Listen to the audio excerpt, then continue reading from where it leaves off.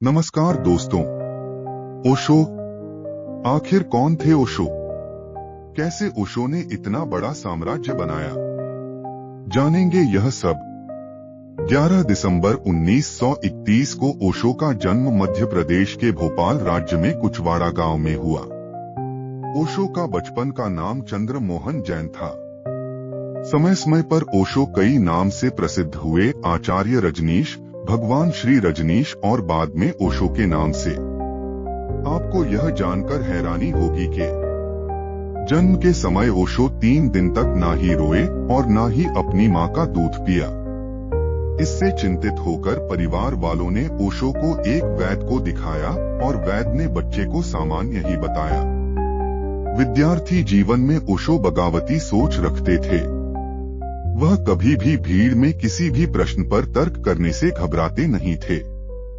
कभी कभी तो वह अपने शिक्षकों से ऐसे प्रश्न करते थे जो शिक्षकों के भी समझ से परे होते थे। जब ओशो जबलपुर के हितकारिणी कॉलेज में अध्ययन कर रहे थे तो कॉलेज के ही एक प्रोफेसर से किसी विषय पर बहस हो गई, जिसके कारण उन्हें वहां से निकाल दिया गया। 1958 में ओशो जबलपुर विश्वविद्यालय में दर्शन शास्त्र के लेक्चरर के रूप में कार्य करने लगे और 1960 में वह प्रोफेसर बन गए। जबलपुर विश्वविद्यालय में पढ़ाई के साथ साथ उन्होंने पूरे भारत की यात्रा की, जिसके कारण वह पूरे भारत में आचार्य रजनीश के नाम से प्रसिद्ध हो गए। 1970 में ओशो कुछ समय के लिए मुंबई में रुके और उन्होंने अपने शिष्यों को वहीं पर शिक्षा देना शुरू किया। पर कुछ समय बाद ओशो को मुंबई का जीवन कठिन लगने लगा। मुंबई की तेज बारिश के कारण उनकी एलर्जी और दमा दिनों दिन बढ़ने लगा। अब वह कोई ऐसी जगह पर आश्रम बनाना चाहते थे यहाँ का मौसम मुंबई के मौसम से बेहतर हो। काफी सोच विचार के बाद तय किया गया कि वह पुणे में अपना आश्रम बनाएंगे। जल्द ही उन्होंने पुणे में अपने आश्रम को स्थापित कर लिया। अब ओशो को लोग सेक्स गुरु के नाम से भी जानने लगे।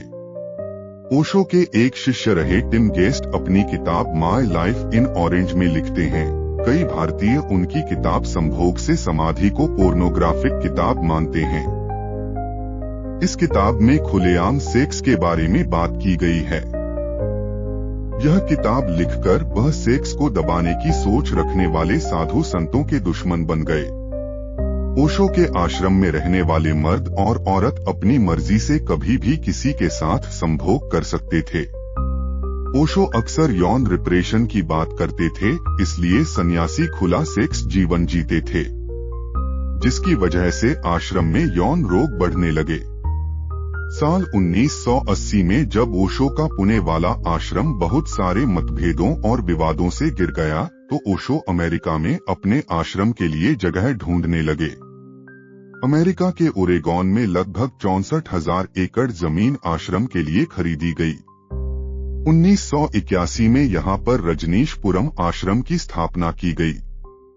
रजनीशपुरम में सुख सुविधाओं से lace hotel, hospital, shopping mall और एक हवाई अड्डा भी बनाया गया था। यहाँ ओशो के अनुयायी खेती भी करते थे। इस बंजर जगह को उनके अनुयायियों ने सुख सुविधाओं से लैस शहर में तब्दील कर दिया।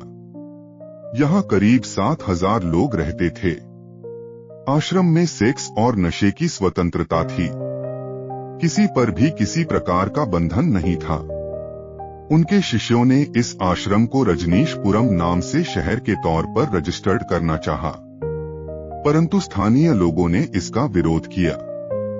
रजनीशपुरम में अनुयायियों की बढ़ती संख्या देख स्थानीय प्रशासन हिल गया था और उनके कान खड़े हो गए थे।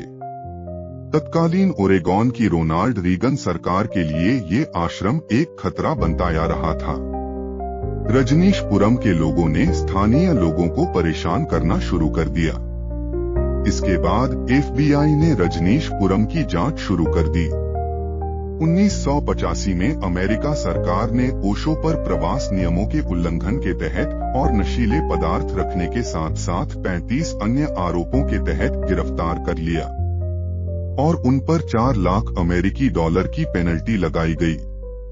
साथ ही उन्हें देश छोड़ने और 5 साल तक वापस न आने की सजा हुई और इसके साथ ही दूसरे 21 देशों ने भी प्रवेश पर प्रतिबंध लगा दिया। इनमें से Greece, Italy, Canada, German, Spain, England मुख्य थे। 14 नवंबर 1985 को ओशो अमेरिका से भारत आ गए। भारत में भी उन पर दबाव बनाया गया कि उनके सारे विदेशी अनुयायी जहां पर नहीं आ सकते। इसके बाद वह नेपाल चले गए। 1987 में ओशो नेपाल से अपने भारत स्थित पुणे आश्रम में वापस लौट आए।